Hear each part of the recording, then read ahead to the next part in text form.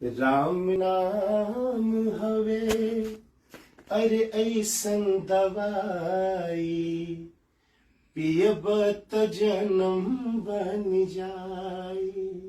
कौन गावा जी गुरु मंचवा पर गावा राम नाम हवे बुलाए थे गुरुजी ने। अरे ऐसन दवाई पियब त जन्म बन जाई।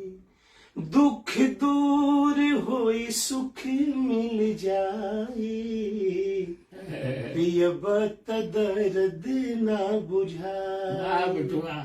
राम नाम हवे ऐसन दवाई हर पिए हनुमान एही रस के केवट पखारे पाँव डट के सबरी पी गईल जूठे बेर खियाई पियब त जन्म बन जाई।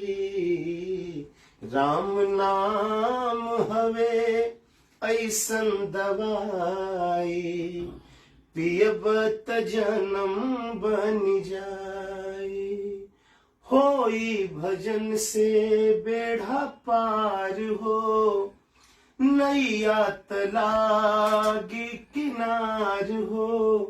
दुख दूर होई सुख मिल जाई भैया पियब त दर्द ना बुझाई। राम नाम हवे ऐसन दवाई अरे पियब त जन्म बनी जाई। राकेश राकेश वाह राकेश राकेश